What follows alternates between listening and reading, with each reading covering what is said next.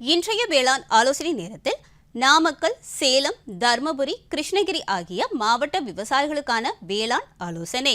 வெண்டை சாகுபடி செய்துள்ள விவசாயிகள் விளைச்சலை அதிகரித்து நல்ல மகசூல் பெற லிட்டருக்கு 5 கிராம் என்ற அளவில் காய்கறி நுண்ணூட்ட கலவையுடன் ஒட்டும் திரவம் கலந்து நட்டு 30 நாள் முதல் 15 நாட்கள் இடைவெளியில் இலைவழி தெளிப்பு செய்ய வேண்டும்.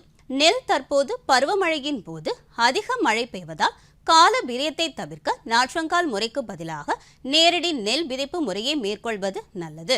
எனவே 1 ஏக்கர் நிலத்திற்கு 10 கிலோ என்ற விகிதத்தில் நெல் விதைகளை வயலில் விதைக்க நேரடி நெல் விதைப்பு கருவியை பயன்படுத்த விவசாயிகள் அறிவுறுத்தப்படுகிறார்கள். மல்லிகையில் மகசூலை ஊக்குவிக்க இலைவழி தெளிப்பாக 3% பஞ்சகாவியா கரைசல் மற்றும் லிட்டருக்கு 0.4% ஹியூமிக் அமில கரைசலை 1 மாத கால இடைவெளியில் தெளிப்பு செய்ய வேண்டும். அத்துடன் இரும்பு சல்பேட் 0.5% கரைசல் மற்றும் துத்தநாக சல்பேட் 0.5% கரைசலை தெளிப்பு செய்ய வேண்டும்.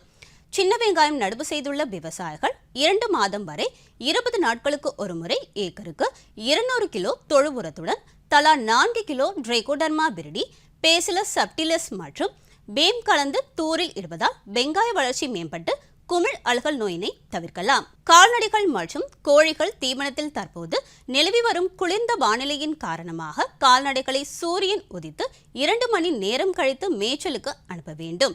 இதன் மூலம் தட்டை புழுக்கள் தாக்கத்தை குறைக்க முடியும். இளம் கன்றுகள் மற்றும் ஆட்டுக்குட்டிகளின் பனி காலங்களில் சளி மற்றும் சுவாசம் சம்பந்தமான உபாதைகளை தடுக்க கொட்டகையின் பக்கவாட்டு சுவர்களில் கோணி துணிகளை கட்டி வைக்க வேண்டும். ஆட்டுக்குட்டிகளின் கொட்டகையில் தரை பகுதியில் 10 சென்டிமீட்டர் வரை உள்ள மண்ணை எடுத்து பின் புதிய மண் போடுவதன் மூலம் ஒட்டுண்ணிகளின் தாக்கத்தை குறைக்க முடியும்.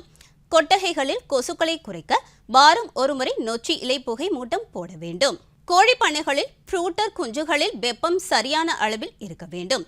குறைந்தோ அதிகமாகவோ காணப்பட்டால் வளர்ச்சி இருக்காது.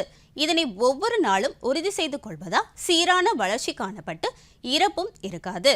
முதல் 4 வாரங்களுக்கு குஞ்சுகளின் சீரான வளர்ச்சியை உறுதி செய்வதால் பின்னாளில் முட்டையிடும் பருவத்தில் அவற்றின் மூலம் சீரான உற்பத்தியை நல்ல எடையுடன் எதிர்பார்க்கலாம். மேலும் குறைந்த வெப்ப அளவுகளில் குஞ்சுகள் தண்ணீர் எடுக்கும் அளவு குறையக்கூடும். கூர்ந்து கவனித்து குறையும் பட்சத்தில் நீரை வெதுவெதுப்பாக்கி ஒரு நாளில் ஒரு முறையாவது காலை வேளையில் கொடுத்து வருவதால் தீவன எடுப்பையும் தக்க வைத்துக் கொண்டு வளர்ச்சியையும் சீராக்க முடியும்.